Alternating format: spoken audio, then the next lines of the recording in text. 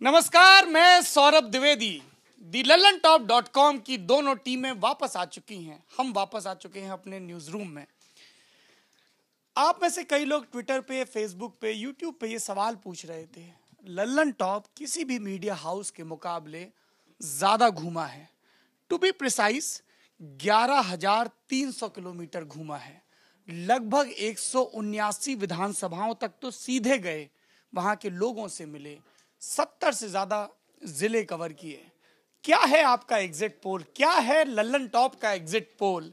छोड़िए बाकी एजेंसियों को, लल्लन टॉप वालों के मुताबिक कौन जीत रहा है? आप ये जानना चाहते हैं। मेरी मुश्किल थोड़ी अलग है। मैं ये जानना चाहता हूं और आप लोग मेरी मदद कर सकते हैं, और इसके लिए आपका उत्तर प्रदेश का होना या वोटर का होना भी जरूरी नहीं है। यार ये जो गाना है, मतलब रात दिन सुबह शाम आदमी हगने जा रहा है, छींक रहा है, खा रहा है, कुछ भी कर रहा है। ये जो गाना है क्या है? मेरे रश के कमर। यार ये कुछ लोग कह रहे हैं रईस फिल्म में है, कुछ लोग कह रहे हैं नहीं है। ये मुबारक हैं। शक्ल दिखाइए। अभी कैमरा शुरू होने के पहले मैंने असगर से पूछा कि यार असगर तुमने दाढ़ी क्यों रख ली? तो हमारे यहाँ बड़े हिंदू मुस्लिम जोक चलते हैं, और वो जोक ऐसे हैं कि चूंकि हम लोग तो फैमिली हैं तो हमें पता है कि जोक है, लेकिन बाहर वाले सुन लें तो कहो बलवा हो जाए।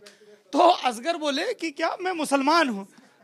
मैं मुसलमान हूँ। इसलिए तो मुबारक ने इनको तुरंत पेला और बोले कि दाढ़ी में दीन है, दाढ़ी में दीन है।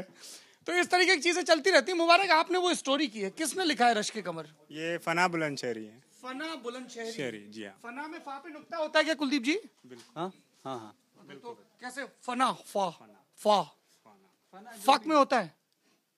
नहीं मैं नुक्ता शब्द होता समझना है। चाहता जी हूं। जी जी, फक फना में भी होता है। नहीं, फक में नहीं होता। अच्छा, वो इंग्लिश का शब्द है, फना में होता है। अच्छा, तो ये बताइए, तो ये बवाल क्या है? ये गाना है रईस में कि नहीं है? क्यों तुम कह रही थी कि है?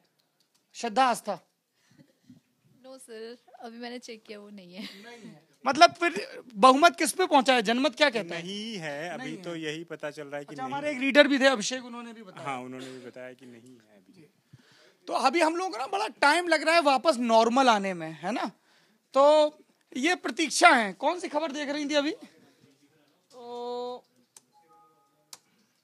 एक कुछ खबर थी कि नानी और मामी के संबंध, जैसे अवैध संबंध से। नहीं, एक तो संबंध किसी के अवैध कैसे हो सकते हैं, मुझे ये नहीं समझ में आता। नानी और मामी के अवैध संबंध की वजह से संजना को अपनी जान गंवानी पड़ी। एक्चुअली ये खबर आ गई है, पर पता नहीं है कि संजना कौन है। अच्छा, लेकिन नानी और मामी के अवैध संबंध मतलब ये वैसी लग रही है जैसे आज अखबारों में खबर थी कि क्या थी कि पति ने 10 साल तक शारीरिक संबंध नहीं बनाए थे पत्नी के साथ, तो पत्नी ने उसका लिंक काट दिया। इसमें साउंड इफेक्ट भी देना था क्या, खचाक वाला? आप क्या कर रहे हैं? ये क्या नाम है तुम्हारा? निखिल। निखिल है, नहा के नहीं आता है। कल मैं पक्का नहा के आने वाला हूँ। कल के लाइव में आप देख सकते हैं। कल के लिए मतलब कल सिर्फ इसलिए दिखाएं? तो क्या खबर कर रहे हैं सर? एक जैसे गुरमेहर का वीडियो आया था उनके पिता के मरने के बाद में, कि उन्होंने बताया था। पिता के मरने के बाद नहीं, वो एक कैंपेन था, उस पे था। अभी क्या तो वैसे ही जो केरल में कुन्नूर में बहुत सारी पॉलिटिकल मतलब हत्याएं हो रही हैं, उनमें से एक बच्ची है, उसने एक वीडियो बनाया। बच्ची का नाम क्या है? सर बच्ची का नाम विस्मया है। आपने यहाँ विस्मया लिखा है, यहाँ विसम्या लिखा है। किसने कॉपी एडिट की आपकी? नौकरी किसने दी आपको? मैंने किया था ना इंटरव्यू आपका। क्या कर रहे हैं सर? फिलहाल मैं चाइल्ड ट्रैफिकिंग पे ये फंस गई में फा पे बिंदी होती है। ऋषभ जी क्या कर रहे हैं? आप लोगों ने ऋषभ जी को देखा शिव प्रकाश शुक्ला के गांव बढ़लगंज से? हाँ, बढ़लगंज से। और डांट भी रहे थे। हम लोग यहाँ पे बोल रहे थे, हम ममखोर के हैं, कि अगर ऋषभ जी, कुलदीप ने ये प्रायिकता निकाली, एवरेज निकाला कि अगर ऋषभ ने पूरी ग्राउंड रिपोर्टिंग की थी तो कम से कम 4 जगह पीटे जाते हैं, क्योंकि एक कोई आदमी चिल्लू पार से मैं धमका के चला है सर, इसको मजाक में मत लीजिए। मतलब ये ऋषभ के जर्नलिस्टिक करियर में सीवी में जोड़ा जाना चाहिए कि वो चिल्लू पार जहां से हरिशंकर तिवारी की बादशाहत शुरू हुई और खत्म हुई, वहां पे भी ऋषभ झंडा गाड़ा है। अच्छा, ये बताइए, सब लोग एग्जिट पोल पे बहुत पूछ रहे हैं, आपका कोई एग्जिट पोल है क्या ऋषभ का? मेरा तो है व्यक्तिगत आर्म चेयर, मैंने सुबह ही बोला था। आर्म चेयर हिंदी में बताइए। आर्म चेयर मतलब आराम कुर्सी बैठ के हमने यहीं से तय कर लिया, बिना जमीन पे जाए अपनी गणित। तो क्या है आपका एग्जिट पोल? मेरे हिसाब से सपा और कांग्रेस गठबंधन को 180 सीटें मिलेंगी, बसपा को लगभग 120, भाजपा को 100, 110। ऋषभ के मुताबिक सपा कांग्रेस गठबंधन को 180, बसपा को 120 और भाजपा को 100, हो गई 300। 110 होंगी तब तो 410 सीटें हो जाएंगी, 7 सीटें जोड़नी पड़ेंगी विधानसभा। सीटें इधर उधर भी कर सकते हैं उसमें। 5 इधर उधर कर सकते हैं। अच्छा, तो आपके हिसाब से आरएलडी, पीस पार्टी, निषाद पार्टी, एमआईएम, इनको एक भी सीट नहीं, निर्दलीय कट पीट करके 5-10 मैंने कहा ना, 5-10 आपकी विधानसभा में 425 हो रही है अविभाजित उत्तर प्रदेश जैसे। 5-10 सब कट सकते हैं, 180 मान लीजिए, 10-10 काट के। 10-10 काट के। ये सबसे चौंकाऊ है आप लोगों के लिए कि, और अच्छा भी है, अच्छा ये है कि अलग अलग मत और समझ वाले लोग हैं। चौंकाऊ आप लोगों के लिए है कि ऋषभ का आंकड़ा सारे एग्जिट पोल से उलट क्यों है, हमारे लिए नहीं है, या लल्लन टॉप के सबसे डाइहार्ड रीडर्स के लिए, क्योंकि इनका नाम ऋषभ प्रतिपक्ष है। तो अगर सर्वे में आता कि बसपा की सरकार बन रही है तो ये भाजपा की बना देते, सर्वे में आया भाजपा की बन गई है तो ये उल्टा जा रहे हैं। ये हमेशा ऐसे रहेंगे। जैसे सर्वे में आएगा कि आम सबसे मशहूर फल है इंडियंस के बीच, ये कहेंगे कहाँ आम है, मैं तो खाता ही नहीं हूं। अच्छा, लेकिन असगर कल शाम से अपनी फेसबुक पोस्ट के जरिए लगातार सारे एग्जिट पोल्स पे सवाल उठा रहे हैं। बताइए आपके हिसाब से क्या है एग्जिट पोल? मुझे एग्जिट पोल में लगता है कि मतलब किसी को भी बहुमत नहीं है, और जो आरएलडी को नकारा जा रहा है तो मुझे लगता है पश्चिमी यूपी में आरएलडी बड़ा खेल करेगी, उसमें कुछ सीटें उसकी आएंगी, और एक सीट जो मुझे बहुत पक्का है एआईएम की, वो संभल से लगती है, शफीकुर रहमान बर्क के बेटे की। और बताइए जरा उस सीट के बारे में, उस नेता के बारे में। उस सीट का ये है कि मतलब हाँ, एआईएम का तो कोई मतलब वजूद नहीं है। एआईएम क्या होता है? ऑल इंडिया इत्तेहादुल मजलिस मुस्लिमीन। तो ओवैसी की पार्टी बोलो ना यार, कॉम्प्लीकेट क्यों कर रहे हो? ओवैसी की पार्टी। तो उन्होंने जाकर भी वहाँ पे जितनी भी मैंने वहाँ लोगों से सुना, उन्होंने रैलियाँ सारी इस्लाम शेर दहाड़ा है कुछ इस टाइप के मतलब, और वहाँ वो बहुल इलाका है मुस्लिम, और फिर शफीकुर रहमान बर्क की अपनी एक इमेज है उस क्षेत्र में, और फिर सांसद भी रहे हैं। सांसद भी रहे हैं, और उन्हें हराना था वहाँ पर सपा पार्टी को, इकबाल को हराना था। तो उन्हें हराने के लिए उन्होंने मतलब पूरा जोर लगा दिया। अब इनकी लड़ाई में अगर ये दोनों जम के लड़ जाते हैं तो वहाँ बीजेपी जीत जाएगी, वरना तो वो ओवैसी की सीट है, वो ओवैसी जीतेंगे। अच्छा, आपके हिसाब से ओवैसी? मुझे जो लगता और बाकी चीजों पे मुझे एग्जिट पोल पे यकीन नहीं है। आपको एग्जिट पोल पे यकीन नहीं है, तो इसलिए मुझे सारे एग्जिट पोल में मतलब ये फर्जी टाइप के लग रहे हैं, क्योंकि इसमें ना कहीं आरएलडी की बात हो रही है, ना इसमें, और जो छोटी छोटी सी पार्टियां हैं जो अदर्स करके लिखा तो है, कुछ सीटें दी हैं अमित जी, लेकिन जितनी लिखी हैं उससे ज्यादा तो मुझे लगता है वो आरएलडी ही ले आएगी। आपके हिसाब से आरएलडी कितनी सीटें ले आएगी? आरएलडी कम से कम 15 सीटों के करीब पहुंचेगी। 15 सीट। चलिए, आपका ये कुलविंदर, क्या नाम है? नहीं, मैंने कहा था कोई भी इंदर चलेगा, है ना? तो ठीक है, भूपिंदर है, इंटर्न है हमारे साथ। आप पंजाब से हैं, आनंदपुर साहिब से। आपका भी कोई आंकड़ा है? सर, पंजाब का जो आंकड़ा बताया जा रहा है वो मोस्टली प्रेडिक्टेड ही है। 2 ही पार्टियों में इस बार लड़ाई है, क्योंकि झाड़ू और पंजाब में। आपका कोई आंकड़ा है? सर, आंकड़ा तो खास नहीं है, बट ये तो फिर छोड़िए, बन जाएगी। उम्मीद है। आप केजरीवाल सपोर्टर हैं? कम से कम 60 से ऊपर सीटें आम आदमी पार्टी ले जाएगी पंजाब में। आप केजरीवाल सपोर्टर हैं? नहीं सर, मैं बिल्कुल नहीं, कोई बुराई नहीं, हम तो पूरे उत्तर प्रदेश में घूमते रहे। सपोर्टर किसी का नहीं हूँ, बट काम की बात अगर करें तो एंटी इनकम्बेंसी फैक्टर वहाँ पे है, जिस वजह से वहाँ पे आम आदमी पार्टी की ज्यादा पैठ बन रही है। 60 से ऊपर सीटें आराम से आम आदमी पार्टी ले जाएगी सर। भूपिंदर सही, भूपिंदर के हिसाब से झाड़ू सरकार बन रही है। हम लोगों को भी कई पत्रकारों ने डिनर करते हुए बोला कि एक अंडर करेंट सा है आम आदमी पार्टी के लिए। सर्वे में भी कुछ एक सर्वे ने कट टू कट दिखाया। अमित जी, आपका भी कोई सर्वे है? मेरा कोई सर्वे नहीं है। मेरे लिए ये बता पाना बड़ा मुश्किल सा है। जैसा एग्जिट पोल बताते हैं कि इस पार्टी को इतनी सीटें आ रही हैं, इस पार्टी को इतनी सीटें आ रही हैं, ये काफ़ी मुश्किल है मेरे लिए बता पाना। तो अच्छा, सीटें छोड़िए, ये आप ये बताइए कौन कौन सी सीटों पे आपको लग रहा है बड़े नेताओं का चुनाव फंसा हुआ है? जैसे कई लोगों ने कहा कि लक्ष्मीकांत वाजपेयी का चुनाव मेरठ में फंसा हुआ है। हाँ, लक्ष्मीकांत वाजपेयी जी का फंसा हुआ है चुनाव। वहाँ का व्यापारी वर्ग उनसे काफ़ी नाराज है, लेकिन उसमें से बहुत से लोग नाराजगी के बाद भी या तो उन्हें वोट देने की बात कह रहे थे या किसी और को वोट न देने की बात कह रहे थे, यानी वो वोट नहीं देने वाले थे। आजम खान का तो नहीं लगता कि फंसा हुआ है। उनके बेटे का? हाँ, उनके बेटे का है, क्योंकि उनके बेटे के सामने बसपा से हैं, नवाब के परिवार के हैं। नवाब काजिम अली हैं, क्यों जी? नवाब काजिम अली। हाँ, तो एमएलए भी वही हैं। हाँ, सिटिंग भी वही है। हालांकि वो फायदा एक ये मिला है आजम खान के बेटे को कि आजम खान शहरी विकास मंत्री थे और उन्होंने पिछले कुछ महीनों में काफी पैसा रिलीज किया वहां के लिए, तो कई सड़कें बनी हैं जिनका कि जिक्र आजम के बेटे कर रहे हैं अपनी रैलियों में। और अमित जिस चीज का जिक्र नहीं कर रहे हैं मैं कर दूं, अमित और रजत गए आजम खान के घर पे, वहां पहुंचे तो एक दिन पहले ही इन्होंने आजम खान के बेटे के साथ फेसबुक लाइव किया था, तो उनकी बारादरी में बैठे हुए लोग वो लाइव तो देख रहे थे, इनको भी अरे अरे आइए आइए बैठिए, मिठाई विठाई खिलाई थी, नमकीन थोड़ी सीली थी, कोई बात नहीं, हम लोग पब्लिक से कुछ नहीं छिपा रहे, अरे खिलाया तो चुनाव। लेकिन आजम खान ने कहा बैठिए हम आते हैं, और उसके बाद वो कट लिए। जी सर बताइए। हाँ, इधर आना है, जाइए जाइए, उधर क्या है, झांक के देखना है किसी को, इनसे चचा से मिलना है, अरे चचा हमसे भी मिला करिए। और कोई सीट? माता प्रसाद पांडे का काफी मुश्किल लग रहा है चुनाव। माता प्रसाद पांडे विधानसभा के स्पीकर हैं, सिद्धार्थ नगर की इटवा सीट से चुनाव लड़ रहे हैं, जिनके मुकाबले में बसपा से हैं, मुकीम कौन है उनके मुकाबले? हाँ, बसपा से हैं, कोई मुस्लिम कैंडिडेट है, और भाजपा से डॉक्टर सतीश द्विवेदी। हाँ हाँ।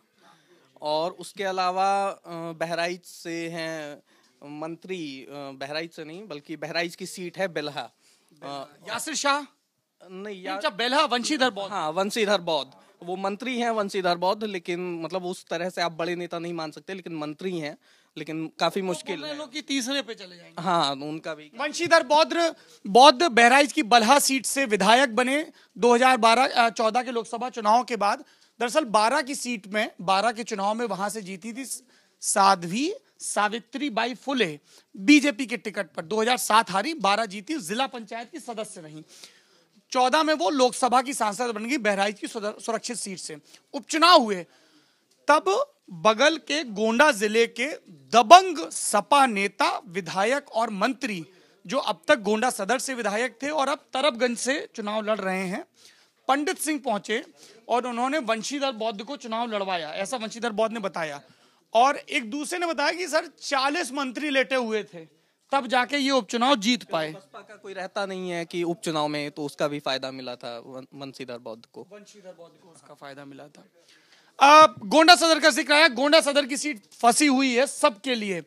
बीजेपी से लड़ रहे हैं ब्रजभूषण शरण सिंह के बेटे प्रतीक भूषण सिंह, सपा से लड़ रहे हैं पंडित सिंह, विनोद सिंह और पंडित सिंह के भतीजे सूरज सिंह, जिनकी पत्नी श्रद्धा जिला पंचायत अध्यक्ष हैं। तीसरा नाम है जलील का, बसपा से जलील चुनाव लड़ रहे हैं। और चौथा नाम निर्दलीय बनी शिवसेना के टिकट पर, पिछली मर्तबा भाजपा से चुनाव लड़े, 5-6 हजार वोट से पंडित सिंह से चुनाव हारे, महेश नारायण तिवारी। और चूंकि ये बताया गया कि पोलिंग वाले दिन प्रतीक और महेश के बीच झगड़ा हो गया और उसके बाद से गोंडा सदर का ब्राह्मण वोट काफी महेश नारायण तिवारी की तरफ गया, वो अच्छा चुनाव लड़े, जीते हारे वो बात की बात है। तो यहाँ पे मतलब एक ना एक हैवी वेट का तो डहना तय है। और कोई सीट जहां फंसा लगा हो चुनाव? बलिया, नारद राय पहले सपा में थे, इस बार बसपा से। हाँ, बलिया भी थोड़ा सा लग रहा है फंसा हुआ। मतलब कई लोग बोले कि नारद राय तीसरे पे रह सकते हैं और लड़ाई भाजपा सपा के बीच होगी। सपा से कोई गुप्ता जी हैं, केशव गुप्ता, या कोई भाजपा से आनंद स्वरूप शुक्ला, या ऐसे कोई नाम। हाँ। तो बलिया में अमित जी एक वो जो दिलचस्प चीज दिखी आपको बीजेपी कैंडिडेट के बारे में, वो भी बताइए। बलिया में पूरा बलिया जितना घूमा, पैदल मैं काफी घंटे घूमा वहां पर बाजार में, और मैंने तकरीबन हर आदमी से ये पूछा जो भाजपा को वोट देने की बात कह रहे थे, उनसे मैंने भाजपा कैंडिडेट का नाम पूछा। एक भी आदमी मुझे ऐसा नहीं मिला जो वहां पर भाजपा कैंडिडेट का नाम बता पाया हो, लेकिन वोट वो बीजेपी को देने वाले थे। और कई लोग ये भी बोले कि हम बीजेपी को वोट नहीं दे रहे हैं, हम नरेंद्र मोदी को वोट दे रहे हैं ना, ये बात काफी सामने आई। जब नाम वो नहीं बता पाते और भाजपा को वोट देने की बात कहते, तो उस पर वो कहते थे कि उन्हें कौन वोट देता है, उन्हें कौन जानता है, वोट तो हम नरेंद्र मोदी को दे रहे हैं। नरेंद्र मोदी का जिक्र आया, बीजेपी के ही एक जमीनी नेता ने मुझे बड़ी दिलचस्प एनालॉजी बताई। उन्होंने कहा कि देखिए भाई साहब, पहले क्या होता था, आगे आगे प्रत्याशी के पीछे कार्यकर्ता, इस उम्मीद में कि पोलिंग के दिन तक और पीछे जनता आ जाए, हुजूम बन जाए। अब क्या हो रहा है, बोले आगे आगे वोटर का मिजाज भांप कर कार्यकर्ता, और सबसे पीछे प्रत्याशी। ये मैं क्यों कह रहा हूं? किसी भी जिले में जाइए उत्तर प्रदेश के, एक शिकायत कॉमन है। कुलदीप जी बताइए, अगर आप इत्तेफाक रखते हो, भाजपा प्रत्याशियों से नाराजगी लगभग हर जिले में मिली, एकाध सीट पे, है ना? भाजपा प्रत्याशियों से नाराजगी है। लोगों के पास टिकट वितरण का तरीका, लोगों के पास हमेशा एक बेहतर विकल्प है। इनके बजाय इनको टिकट दिए होते तो बड़े अंतर से जीतते, लेकिन हम भाजपा को ही वोट देंगे। ऐसे भाजपा समर्थकों की बात कर रहा हूँ। उनके पास एक बेहतर विकल्प था कि इन्हें टिकट देना चाहिए था, लेकिन अब भी हम दे ही देंगे, ये एक भाव था। आप कुछ ऐड करना चाहेंगे इसमें? इसमें एक चीज़ ज़रूर देखने वाली है। मैंने जितना महसूस किया कि जो भाजपा के सपोर्टर हैं वो काफ़ी मुखर रहते हैं, और जब भी भाजपा का कोई सम्मेलन होता है, कोई मीटिंग होती है, तो दशहरे का माहौल बना रहता है। इसलिए हमेशा लगता है कि कोई लहर है, बाकी लोग कहीं एग्जिस्ट ही नहीं करते हैं। लेकिन जातिगत आधार पर देखें तो बसपा सपा के सपोर्टर उतने मुखर नहीं रहते हैं, क्योंकि उनके पास अपना एजेंडा रहता है। सपा के तो बहुत मुखर हैं। इसको थोड़ा सा और मुखर हैं, इस बार मुखर हैं। सोशल मीडिया पर भी सपा इस बार काफ़ी एक्टिव है। लेकिन हम लोग जब बात कर रहे थे तो भाजपा समर्थक से या भाजपा कार्यकर्ता से बात करते हुए एक चीज़ ये रहती है कि थोड़ी बहुत हवा तो वो अपने हाव भाव और हाथों के उतार चढ़ाव से बना देता है। उसकी वजह से हमेशा भाजपा को थोड़ा सा ज़्यादा भी आंका जाता है। हालांकि इस बार भाजपा निश्चित तौर पर सरकार बनाने की लड़ाई में है, ऐसा मेरा मानना है। अच्छा, तो आपके हिसाब से बता दीजिए कैमरे पे। नहीं, मैं सीटें नहीं पूछ रहा हूँ। मैं सेफोलॉजिस्ट होता तो जरूर बताता कैलकुलेट करके, नहीं, मैं लेकिन सीटें नहीं, जर्नलिस्ट हूँ। उस लिहाज से मैं, मेरा जो जितना घूमा उसकी गणित के हिसाब से जहाँ जहाँ मैं गया, 4-4 दिन 8-8 दिन या 6-6 दिन बाद चुनाव होने थे, और उस समय तक कहीं किसी की ऐसी कोई हवा नहीं थी कि कोई भी पार्टी 200 से ऊपर जाती दिखती हो। तो मुझे लगता है कि बसपा 100 के आसपास रहेगी और बाकी दोनों के बीच मुकाबला है, कड़ा मुकाबला। बसपा 100 के आसपास रहेगी और बाकी के बीच कड़ा मुकाबला है। सीटों का इंटरप्रिटेशन मैं नहीं कर सकता हूँ, लेकिन ये है कि 250 और 260 वाली लहर जब जब मैं चुनाव कवर करने गया उस समय नहीं थी। एक दिन पहले बनी हो तो मुझे नहीं पता। ये इसमें एक और चीज़ थी ना, ये भाजपा का टिकट डिस्ट्रीब्यूशन बाकी दोनों पार्टियों के कंपैरिजन में खराब रहा है। सपा और बसपा, स्पेशली बसपा का टिकट बहुत अच्छे से बांटा गया है। ये मैं लेकिन आपको इसमें कॉन्ट्रडिक्ट इसलिए करूंगा। आप मतलब ये तो हम कह ही रहे हैं कि भाजपा के टिकट वितरण को लेके, दरअसल ईमानदारी से हमारे अंदर ये सलाहियत नहीं है कि हम टिकट वितरण अच्छा रहा या खराब इस पे हम व्यक्तिगत रूप से टिप्पणी कर सकें। लेकिन भाजपा के समर्थक और वे लोग ज्यादा कहें, जैसे बसपा के साथ एक प्लस पॉइंट रहा कि बसपा 2014 के बाद से ही काफी मतलब पस्त हो गई थी, तो उसके बाद ही उन्होंने लगभग अपने विधानसभा कैंडिडेट्स तय कर दिए थे। लोग 1-1 साल से मेहनत कर रहे थे और उन्हीं के टिकट फाइनल हुए। भाजपा में ऐसा बहुत हुआ, जो लोग मेहनत कर रहे थे उनका टिकट कट गया। 2016 से ही अपने कैंडिडेट लगभग डिक्लेयर कर दिए। आप ये जो कह रहे हैं ना कि सपा बसपा का टिकट वितरण भाजपा से बेहतर हुआ, उस पर मैं ये कहना चाह रहा हूँ कि भाजपा का टिकट वितरण खराब हुआ, ये बात हमें लगभग हर जिले में भाजपा के कार्यकर्ता बोल रहे थे। अयोध्या सदर की सीट पर वेद प्रकाश गुप्ता का टिकट, सीतापुर सदर की सीट पर राकेश राठौर का टिकट, तमकुही राज की सीट है ना, जगदीश तिवारी और बाल्टी बाबा का टिकट। मतलब ऐसे हम आपको 25-30 टिकट तो ऐसे गिना देंगे इसमें बेहतर है, नाराजगी थी, है ना। मैं ये कह रहा हूँ कि जो आप सपा कह रहे हैं, सपा का टिकट वितरण अच्छा रहा। सपा के में ये दिक्कत है कि सपा की 2-2 लिस्टें आई तो उनकी भी बड़ी छीछा लेदर हुई है सपा के टिकट वितरण। जैसे एटा सदर की सीट पे सिटिंग विधायक आशीष यादव, जिसके पिता विधान परिषद के सभापति हैं, और उसका टिकट काट दिया अखिलेश ने। आशीष रालोद से चुनाव लड़ रहा है, और बगल की अलीगंज सीट के रामेश्वर यादव का भाई जोगिंदर यादव एटा सदर से चुनाव लड़ रहा है। एक बहुत बड़ा फैक्टर है सपा कांग्रेस गठबंधन, जो कई जगहों पर बहुत फायदा कर रहा है और कई जगहों पर जबरदस्त नुकसान कर रहा है उनको। तो ये आंकना बड़ा मुश्किल हो गया है कि मोटा मोटी एवरेज इसका फायदा होगा अखिलेश को या मोटा मोटी एवरेज इसका नुकसान होगा। जैसे एक उदाहरण मथुरा का दूं, डॉक्टर अशोक अग्रवाल वहां चुनाव लड़े थे पिछली बार सपा के टिकट पर, शानदार चुनाव लड़े थे, तीसरे नंबर पर थे। लेकिन वहां दूसरे तीसरे में बड़ा कम फर्क था। पहले और दूसरे के बीच 501 का फर्क था, दूसरे और तीसरे के बीच 948 वोटों का फर्क था। तो अशोक अग्रवाल का टिकट, चूंकि प्रदीप माथुर पुराने उनके, प्रदीप माथुर कांग्रेस के उनका चला गया, तो उनका टिकट सपा से कट गया, तो वो आरएलडी से टिकट ले आए। तो वो वहाँ वैश्य और आरएलडी के पारंपरिक वोटों का एक ऐसा वोट बैंक बना रहे थे जो भाजपा को भी नुकसान कर रहा था पर कांग्रेस को ज्यादा कर रहा था, क्योंकि सपा का कार्यकर्ता उस समय प्रदीप माथुर के साथ नहीं था, अशोक अग्रवाल के साथ था। ऐसा कई सीटों पे हुआ है, ऐसा बनारस पे नहीं हो रहा था, इसलिए मोदी जी को जाना पड़ा। लखनऊ की सीट नहीं, मैं वही बता रहा हूँ, नुकसान पहले बात कर लें एक क्रम में। लखनऊ की सीट पे बात चल रही है। लखनऊ में ब्रजेश पाठक, उन्नाव के नेता, बसपा से सांसद रहे, भाजपा में आ गए और उनको लखनऊ मध्य की सीट दी गई और सबको लगा कि यार ये तो फंसा हुआ है मामला, वहां पे माइनॉरिटी वोट भी काफी है और सपा का रविदास मेहरोत्रा सिटिंग है। सपा से रविदास मेहरोत्रा चुनाव लड़ रहे हैं, कांग्रेस से मारूफ चुनाव लड़ रहे हैं और दोनों जोरदारी से चुनाव लड़ रहे हैं और ऐसे में भाजपा को लग रहा है कि ब्रजेश पाठक का चुनाव सबसे मजबूत हो गया है।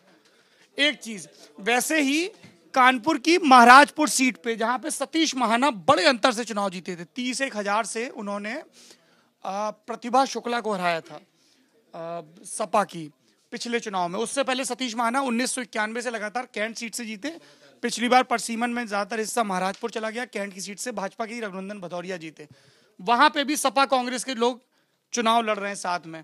वैसे ही तुलसीपुर सीट, बलरामपुर की तुलसीपुर सीट पे सपा से उनके सिटिंग्स मसूद चुनाव लड़ रहे हैं और कांग्रेस से रिजवान जहीर की बेटी जेबा रिजवान चुनाव लड़ रही हैं। ऐसी कई जगह सो कॉल्ड फ्रेंडली फाइट है जिसके चक्कर में छींचा इधर हो रही। कुलदीप जो कह रहे हैं मैं उससे इसलिए सहमत हूं ऋषभ जी, कई जगहों पे क्या होता है कि हम जो एक आर्म चेयर पॉलिटिकल पंडित होते हैं, है ना, कि यहाँ बैठे और उन्होंने आंकड़े इधर से उधर कर दिया। आप तो व्यंग या मजाक में कहते हैं, जैसे आपने जोड़ा कि कांग्रेस को 8% वोट मिला। मैं व्यक्तिगत रूप से ये मानता हूं कि कांग्रेस को जो 8% वोट मिला उसमें 3% वोट होगा कांग्रेस का काडर वोट, जो कोई भी हमटी डमटी गमटी खड़ा होगा उसको मिलेगा।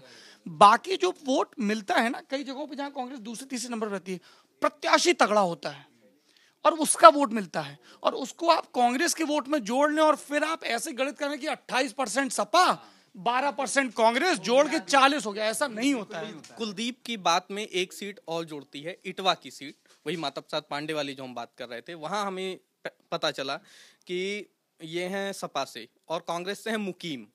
बहुत से लोग इस बात के लिए नाराज हमें दिखे। से मुकीम कहाँ लड़ रहे हैं? नहीं, लड़ नहीं रहे हैं, दोनों के गठबंधन की वजह से इस बात से लोग नाराज दिखे कि मुकीम और माता प्रसाद पांडे एक हो गए हैं। क्योंकि बहुत से लोग हमें मिले जिन्होंने हमें बताया कि कुछ लोगों पर, वहां पर लोगों ने साफ कहा कि यहाँ पर सब पर मुकदमे हैं। आधे लोगों पर माता प्रसाद पांडे ने करवा रखा है और आधे लोगों पर मुकीम ने करवा रखा है। तो अब वो दोनों तो मिल गए, अब हम कहाँ जाएं? हाँ, तो वहां पर गठबंधन से नाराजगी और नुकसान होगा। की बात करें तो सबसे ज्यादा नाराज लोग भाजपा में 80-85 सीटों पर नाराज कैंडिडेट हैं। ये बात और उनका जो कार्डर है, जो सपोर्टर है, वो इतने एग्रेसिव होते हैं कि हराने पर आएंगे तो हरा देंगे। अगर आप आदित्यनाथ की बात करें तो उनकी जो हिंदू युवा वाहिनी है उसके 14 कैंडिडेट हैं। हाँ, 14 कैंडिडेट टिकट पे, लेकिन उनको तो बोल रहे हैं कि निकाल दिया उन्होंने कई जगहों पे। निकाला है लेकिन वो लड़े हैं चुनाव। युवा वाहिनी का इतना असर नहीं है, हालांकि ये प्रतीकात्मक तौर पर वे लोग कई जगहों पर शिवसेना के उम्मीदवार को समर्थन दे रहे हैं, भाजपा को नहीं दे रहे हैं। जो दिल्ली में चुनाव हुआ था तो यहाँ किरण बेदी के बाहरी के मसले पे भाजपा कार्यकर्ताओं ने बहुत एग्रेसिवली अपने ही कैंडिडेट के अगेंस्ट कैंपेन किया था। छिपी छिपी बातें आई थी बाद में। कांग्रेस गठबंधन के बारे में एक बात जो बारीक बात है, जिसको और इतना स्पष्ट तरीके से पता नहीं बहुत लोग कहेंगे या नहीं, उसमें यह है कि कांग्रेस का जो हिंदू सवर्ण वोट था वो सपा के साथ जाने में थोड़ा सा अचकचा रहा है, तो इसलिए वो भाजपा के साथ जा सकता है, ऐसी संभावनाएं, ऐसे संकेत दिख रहे थे। ये जरूर है कि सपा कांग्रेस के साथ आने से मुसलमानों को एक ज्यादा आश्वस्त छतरी दिखी है। वे तो गए हैं लेकिन कांग्रेस का जो सनातन वोट कह लीजिए वो नहीं जा रहा है सपा के साथ, नहीं जाता दिख रहा था। तो ये एक चीज है। ये एक चीज है।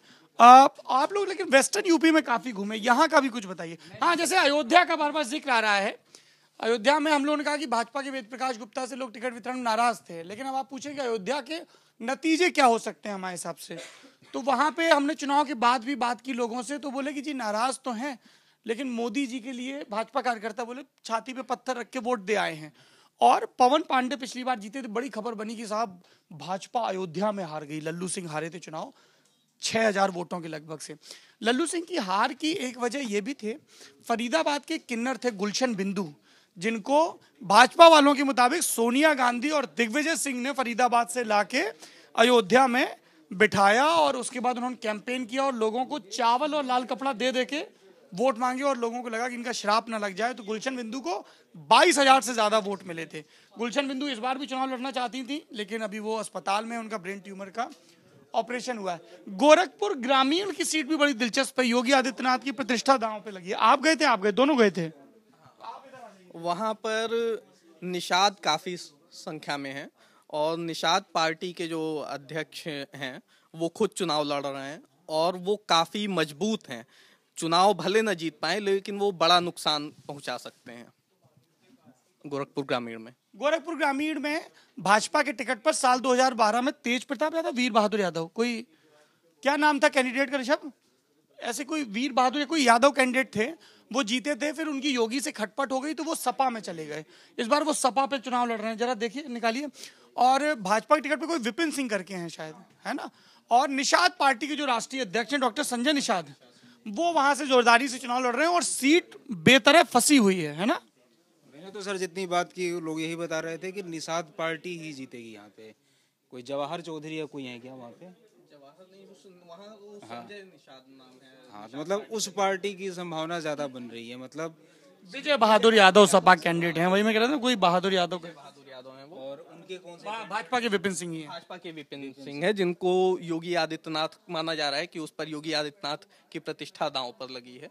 और आखिरी में उन्होंने बड़ी मेहनत की। मैं घूम रहा था जिस दिन राहुल की रैली थी, राहुल और अखिलेश यादव की चंपा पार्क में रैली थी, तो मैं देख रहा था कि पुराने गोरखपुर की गलियां तो बड़ी सक्रिय सी हैं, जगह जगह नुक्कड़ नाटक थे, नुक्कड़ सभाओं के लिए तैयारी हो रही थी योगी आदित्यनाथ की। बसपा के जो राजेश पांडे हैं, हाँ, इनके बारे में मुझे याद आया, इनके बारे में लोग ज्यादा बातें कर रहे थे कि राजेश पांडे जीतेंगे गोरखपुर रूरल से। अरे कितने जीतेंगे? नहीं, मैंने जहाँ लोगों से बात की, मुझे विजय बहादुर यादव के लिए कहा बहुत बुरी तरह से, हाँ, समस्या खड़ी करेंगे। विजय बहादुर का थोड़ा ज्यादा जोर है वहां पर। अच्छा, गोरखपुर ग्रामीण हम लोग इसलिए भी गए क्योंकि गोरखपुर सदर की सीट पे लगभग तय था कि आरएमडी बोले निकाल ले जाएंगे, तो वहां पे बतकुंचन क्या चल रही थी, टाइम पास देखिए कहीं कहीं कैसे होता है कि अब राधा मोहन दास अग्रवाल डॉक्टर, और वो लगातार चुनाव जीत रहे हैं 2002 से शिव प्रताप शुक्ला के खिलाफ। पहली बार योगी आदित्यनाथ ने उन्हें हिंदू महासभा से लड़ाया क्योंकि वो शिव प्रताप शुक्ला की राजनीति खत्म करना चाहते, दोनों में नहीं पटती थी। और उसके बाद 7 से वो लड़ रहे हैं। 12 में कहा गया कि अब योगी इनसे भी नाराज हो गए, लेकिन उनका टिकट नहीं कटा, मतलब वो श्यामदेव राय चौधरी की तरह दुर्भाग्यशाली नहीं रहे। तो वहां टाइम पास कैसे हो रहा है कि शुरू में तो बोले कि अरे आरएमडी जीती जाएंगे, आरएमडी जीतेंगे, अब बाद में हार सकते हैं। तो कैसे हार सकते हैं? तो 4-6 कॉन्स्पिरेसी थ्योरी दी गई टाइम पास के लिए। एक थी कि देखिए इनका नाम है राधा मोहन दास अग्रवाल, एक मोहन दास अग्रवाल हैं जो चुनाव लड़ रहे हैं और जिनका चुनाव निशान, और जो हिंदू महासभा से चुनाव लड़ रहे हैं जिनका चुनाव निशान है ऑटो। तो बोले देखिए लोग इसमें कंफ्यूज हो जाएंगे, एक ये लॉजिक दिया गया। दोनों के नाम के आगे डॉक्टर लगा हुआ है। हाँ? दोनों के नाम के आगे डॉक्टर लगा हुआ है, डॉक्टर मोहनदास अग्रवाल और डॉक्टर राधा मोहन ठाकुर और ब्राह्मण वाला जो कॉन्सेप्ट है कि राहुल सिंह को खड़ा किया गया है, वो किसी पार्टी से कांग्रेस ने शायद खड़ा किया है उनको। हाँ, कि योगी की वो इमेज है कि वो क्षत्रिय लोगों को प्रमोट करते हैं, तो ये हो सकता है कि आरएमडी के खिलाफ में वो राहुल सिंह को प्रमोट करें और राहुल सिंह हरा दें। मतलब काफी दूर की कौड़ी है, लेकिन बात करने में मजा आ रहा था। कुछ लोग बहुत ही आश्वस्त नजर आ रहे थे कि हाँ ऐसा ही होगा। वेस्ट यूपी के बारे में अभी सर ने पूछा था, वेस्ट यूपी में मैं गया था। सबसे चौंकाने वाली चीज़ वहाँ मुझे दिखी एक, यहाँ न्यूज़ रूम में बैठकर हमें ये लगता था कि मुस्लिम खासतौर से दंगा पीड़ित जो होंगे वो काफ़ी नाराज़ होंगे सपा सरकार से, लेकिन जब उनसे हमने बात की तो पता चला कि वो सपा का समर्थन कर रहे हैं और सपा को ही वोट देंगे। क्यों, ये पूछने पर पता चला कि जब दंगे हुए उसके बाद से वहाँ पर भाजपा का कोई नेता नहीं गया उनके पास, बसपा का भी कोई नहीं गया, सपा नेताओं ने उनके पास जाकर उनकी मदद की मुआवजा वगैरह दिलवाने में और बाकी जो भी बस्तियां नहीं बसाने में, और वहाँ पर वो लगातार जाते रहे। तो ये एक चौंकाने वाली चीज़ थी क्योंकि ये माना जा रहा था कि कोई काम नहीं, हाँ, मतलब कि सपा ने कुछ लेकिन नहीं आप किया। ये बताइए, हाँ, ये तो नेताओं की बात होगी, आप मुजफ्फरनगर के दंगा पीड़ितों के पास गए, उनकी क्या हालत थी, जरा वो भी बता दीजिए। उनकी हालत बहुत ही खराब है। कुछ के घर अभी बन गए हैं, कुछ एकदम अभी टेंट में रह रहे हैं, बारिश जाड़ा सब उसी टेंट में वो झेलते हैं। एक उनके साथ दिक्कत ये भी है कि जो उनको मुआवजा दिया गया है वो जॉइंट फैमिली मानकर दिया गया है, जबकि वो सारे लोग अलग अलग रह रहे हैं। एक दूसरी चीज़ ये हुई है कि जब वो नई बस्ती बसने लगी तो जो ज़मीन का रेट था वहाँ पर उससे कई गुना ज़्यादा रेट पर उन्हें ज़मीन बेची गई और मुआवजे में जो उन्हें पैसा मिला था उससे ज़्यादा उनका ज़मीन खरीदने में लग गया। तो इस वजह से उन्हें अपनी ज़िंदगी फिर से शुरू करने में बहुत मुश्किल आ रही है। और सपा के लोगों की इस पे क्या स्थिति है, इसका एक नमूना मैं आपको यूं दे दूं, हालांकि उसमें उनकी पॉलिटिकल मैच्योरिटी भी है। अपर्णा यादव, मुलायम सिंह यादव की छोटी बहू, लखनऊ कैंट की सीट से चुनाव लड़ रही है। हमने लगभग 63 मिनट का फेसबुक लाइव किया था उनके साथ। मुझे बहुत पॉलिटिकल मैच्योरिटी लगी अपर्णा में, और जो मजाक में हम लोग कहते हैं कि शायद इसीलिए अखिलेश को पता था कि अपर्णा को प्रमोट नहीं करना है, आगे चल के खतरा हो सकता है। और चूंकि वो खुद एक पत्रकार की बेटी रही, उनके फादर अरविंद सिंह बिस्ट टाइम्स ऑफ इंडिया के ब्यूरो चीफ रहे हैं लखनऊ में। हाँ, तो अपर्णा से जब हमने ये कहा तो अपर्णा बोली कि नहीं, हम लोगों ने जाके वहाँ पे काम किया मुजफ्फरनगर। मैंने उनको बताया कि किसी और का कहा सुना नहीं कह रहा हूँ, हमारी टीम में खुद गई, मैंने आपका जिक्र किया। तब वो भी बोली कि नहीं, हम चुनाव के बाद जो भी नतीजे रहे मैं पर्सनली जाऊंगी। तो ये एक मुजफ्फरनगर पे जैसे हम लोगों ने पूछा, खैराबाद बुनकरों की बस्ती है, मुस्लिम आबादी काफ़ी है, और भी जगहों पे, तो लोगों ने कहा कि ठीक है सपा सरकार में दंगे हुए, लेकिन सपा थोड़ा ना करवाए, दंगे किसने कराए सबको पता है।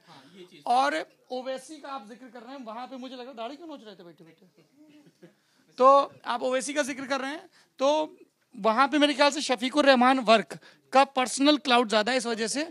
और जगहों पे हमने पूछा तो देखिए, जो ओवैसी के असर पे जो लोग लंबे लंबे कॉलम लिखते हैं उनके मुकाबले ये हम लोग जेबा रिजवान से जब बात करने गए थे, वो कौन सा कस्बा था, तुलसीपुर का कोई सैदपुर या पता नहीं कौन सा कस्बा था, तो वहां पे बाहर एक भाई साहब मिले, उन्होंने एक बड़ी सटीक बात कही, एक लाइन में ओवैसी की पॉलिटिक्स समझा दी।